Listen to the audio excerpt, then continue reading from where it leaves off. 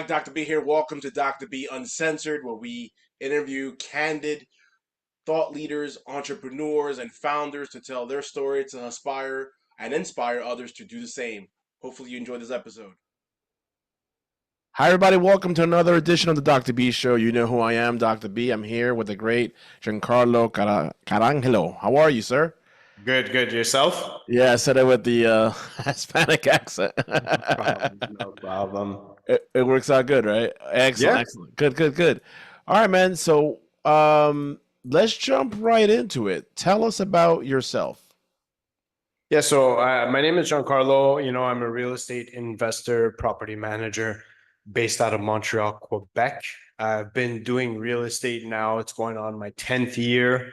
I broke free from the 9 to 5 in 2016, and I've just been focusing on real estate investing and management, as a full-time, I don't want to say job, but like as my full-time, hustle, let's say, because it is essentially a hustle, every day is different. So been doing this full-time now for over 10 years.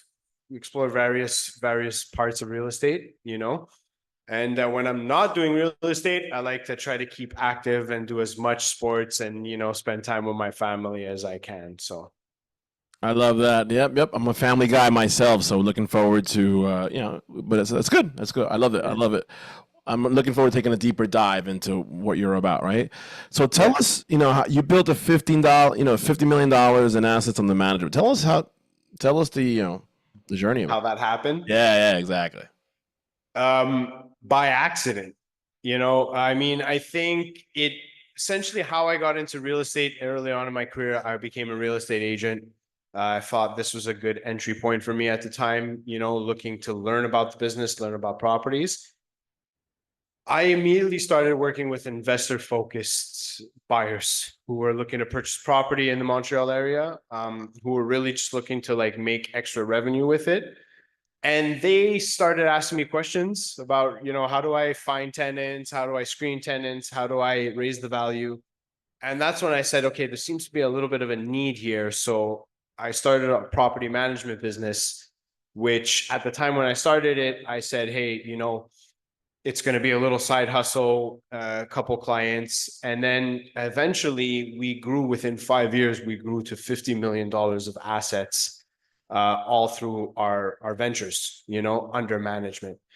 And, part of those projects, part of those assets were, joint venture projects that we were doing with partners, third-party clients that we had bought and sold for.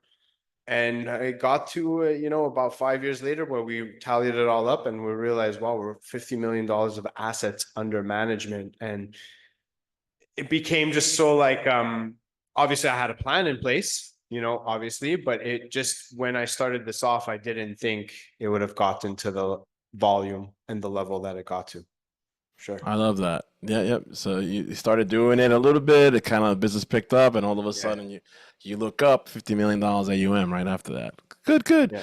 So what are some of the advantages of as a real estate investor owning your own property management organization, kind of like that McDonald's approach, owning that vertical supply chain? Can you tell us a little bit about some of the advantages there? Yeah, I could definitely tell you that I was a property manager before I was a real estate investor, and I think a huge advantage that I got from this was I got to learn how to manage a property before actually investing in it. Whereas a lot of people that I talk to and people I deal with today, it's the opposite. They invest in the property and then they're like, okay, how do I manage it? So it really should gave me the opportunity to learn. And then I said, if I could do this for clients, I could do this for my own projects.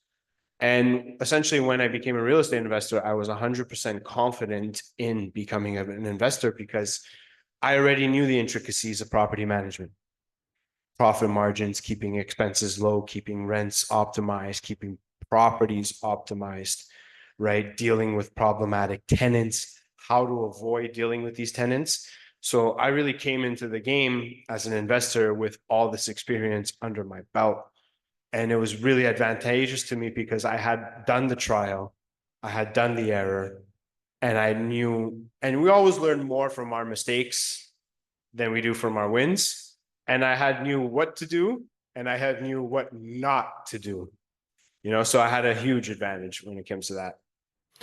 Yeah, 100%. I definitely learned. I actually shared this last night. I was on my mentor's podcast, and I shared like a lot of the. I don't say. I don't say failures as a stretch. Maybe learning outcomes out of that. And Yeah. thanks to those learning outcomes, I was able to make that shift. Right. So I love Yeah. that. I was reading your bio. You also talk about like systems you've created to scale your business. Like what have you created in that property management or investing business that you help scale your business? Tell us a little bit about that. I mean, in the beginning, I was very traditional minded. I would say I lacked creativity when it came to investments. And I think that creativity, and I don't mean necessarily like creative financing, which is also a huge part of investing, but creative deal structuring, being able to put a deal together, and essentially sometimes a deal isn't always what it is at face value. You need to look below, right? And, I've had opportunities where, people had passed up because they didn't see the potential when I saw the potential. And by creatively thinking about how we could optimize this deal or how we could make this deal come to fruition, this really it helped boost, my whole investor's mindset. And from there, I think, we explored multiple avenues of creativity. So it was that in the form of financing, deal structuring, joint venture partnerships, or even just, like I said, being able to find deals. You have to be creative. A lot of people look at the MLS and stuff like that because that's the main bulk, right? But underneath that, there's a whole other niche that we could use to scout deals. And that's where systems come into place. Bird dogs, acquisition managers, word of mouth, marketing, targeted ads, and everything, right? So all of these things that I learned and that I've applied to my own business, it's because I learned how to be creative. And that was the key for me. I 100% agree. I think I was taught in my mastermind as well. Like that's like the last place you want to look, right? Crexy or Yeah. LoopNet. There's a lot of other things connecting with brokers, networking. Yeah. Even reverse engineering. Or you could, like you said, even just cold calling some of these. What do you call that? Yeah, Sellers. sellers and all that. Exactly, Yeah. exactly. A lot of different ways for you to, find properties for sure. Yeah. Yeah, man. On your profile, you also put Dominican Republic, right? So I know about it. Tell us about Dominican Republic. Yeah, this, much like the management is something I kind of just fell into, I love Dominican. Funny story, I stopped traveling. I developed like a fear of flying and I stopped traveling for 15 years. And finally one day I said, you know what? I need to be on a beach, but not like a Canadian beach. I need to be on a beach down south in the Caribbeans. And I flew to Dominican and I visited it once and same year I visited again and I fell in love with the people. I fell in love with the culture, the food, beaches. And then I said, let me look into some real estate while I'm down here, see what it costs. And sure enough, they were really developing at that point in time. They started developing their economy, and they're always developing, right? But in around 2018, 2019, I started noticing, hey, they're building projects and there's plans for projects in place. And then started saying, okay, let's see, how could I get involved in this? Right. Obviously, it's international and it's not like, investing an hour away from my house where it's an hour drive or a couple hours away where my property manager could take care of it. But I'm a 4-hour flight away. So let me see how I could get involved. And sure enough, I found out it was feasible, and I found that it was not only was it feasible, but it was accessible to international investors.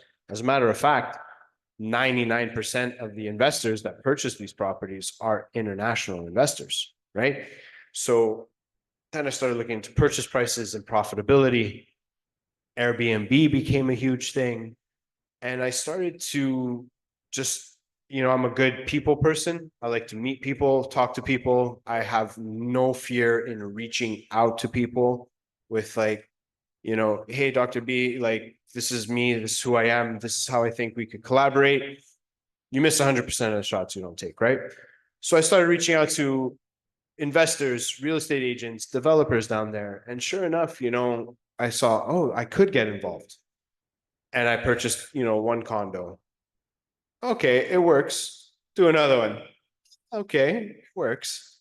Now, what would happen if I put another one, And then sure enough, obviously during the COVID era there, Airbnbs and travel became a little bit, limited, but in the last 2 years, these occupancy rates have been between 75 and 85%, right? So obviously it depends on the location of your project and everything, but purchasing a few condos like that to scale and diversify your portfolio, like coming up, people always tell me you need to diversify, you need to diversify.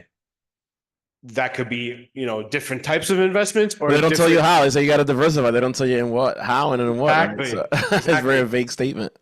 So for my real estate portfolio, I diversified, right? From investing locally to investing in Dominican Republic and Airbnbs, which is something that I've never done before. And then it's been really nice. It's been really good to me. It's super accessible for people who, I had that thought process back then. It's going to be difficult, but then you do it once and you're like, that wasn't too difficult, and then you do it again, and then it just becomes an avalanche effect. Yeah, no, and I, from what I know, because we told, personally, we spoke in the green room a couple of weeks ago, right? In a pre-interview, I think I saw like one of the top tourist destinations. Like I think the last couple of years has been DR, so you definitely in a good spot there. And then I'm from Colombia, so Colombia's up there, is coming up, right? I don't know if it's #1, but it's one of the top places, especially with Cartagena, Medellin. So kudos to you for that, right? And it's good that you're diversifying your portfolio and not just relying on your backyard stuff, no disrespect, or local stuff, but now you're international, right? So, Yeah, and it's funny you mentioned tourism because that was one of the things I looked into, and 10 million tourists fly through Dominican Republic per year. Yeah. 6 million of them go to Punta Cana. Yeah. Everybody knows Punta Cana in Right, Dominican exactly. Republic. That's like the most common, right, for tourism, for the resorts and all that, right? So, but then there's other places. There's Samana, La Romana, there's Santo Domingo, which is a city essentially in the Caribbean, great city. Yeah. And so like that was one of the things I looked into is tourism, because obviously you want to make sure if you're investing internationally, you want to make sure you have large flow of tourists going through, right?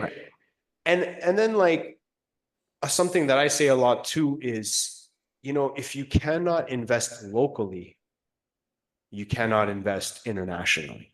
Right. Learn to grow the seed in your own backyard garden before you plant seeds in international gardens. Right. Exactly. I love that. Totally. What advice would you give for people, looking to reinvent themselves or on the fence, and investing, whether it's actively or passively? So I think there's a couple answers I could give for this question here. For someone looking to reinvent themselves in a business sense or even a personal sense, it's about taking a self-inventory. Where are you at now? Where do you want to be? How can you get there? And what will make you get there? Doing that self-evaluation, and then you get to see, when you do these like self-evaluation things, you get to see where there's a lot of things that take a lot of your time. And if I could trim off 20% of my time here and 10% of my time there, that's 30% more of my time that I could spend here that'll yield me a better result, whether it's in business or personally or anything like that, right? So I think doing a self-evaluation is key if you want to reinvent yourself, and then obviously I tell this to people I work with all the time and stuff like that. Education is huge. You always need to be educating yourself. Read books, listen to podcasts, turn the Netflix off. You know what I mean? listen to podcasts, read books, go to networking events, meet people, shake hands, because you don't know who you're going to meet and what that's going to yield for you down the road. You know, right now we're in two different parts of the world, but there might be a deal down the line that we will do together, all because we met because of this podcast. And if I didn't take action to reach out, if I didn't take action to go to an event to do this, I wouldn't meet these people that would yield me these results. So take action, educate yourself, and do a self-analysis on yourself. I love that. Yeah, I love that. Yeah, definitely it's all about taking action. Some people are afraid to take action or overthink things. Just do it, right? Just do it and adjust as you go, right? So I agree with you there. And as far as the education, yeah, like whether it's my coaching business or this business, I'm investing in both businesses to kind of excel.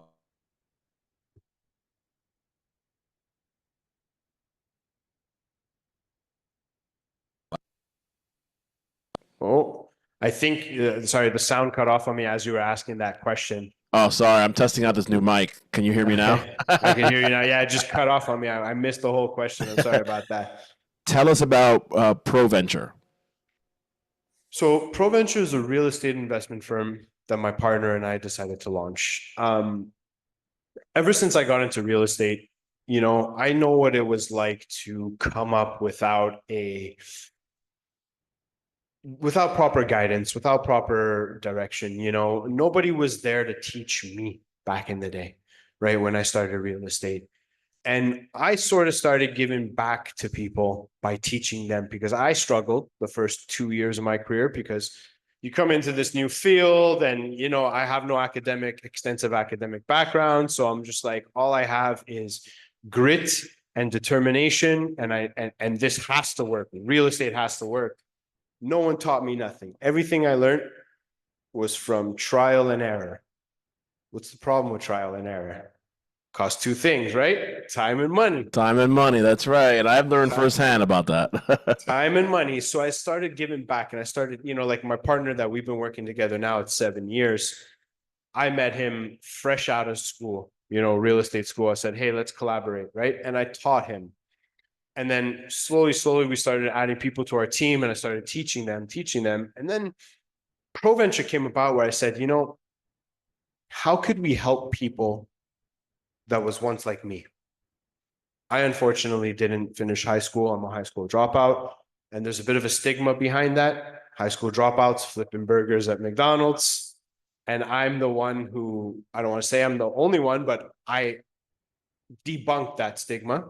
So I said, and I knew that there was tons of other people out there just like me who were doubting themselves, fearful, stuck in the, you know, analysis paralysis is not only about crunching numbers, right? It's about analyzing your situation, taking action, right? So people were, they wanted to get into real estate. They didn't know how, they didn't know where to start. They didn't think it was possible. So I said, how could we show them that it is possible? Like I thought it was impossible once for me, since I didn't have a high school diploma to be the type of professional that I am. And my partner said, well, we could teach them. I said, I'm not a teacher, man.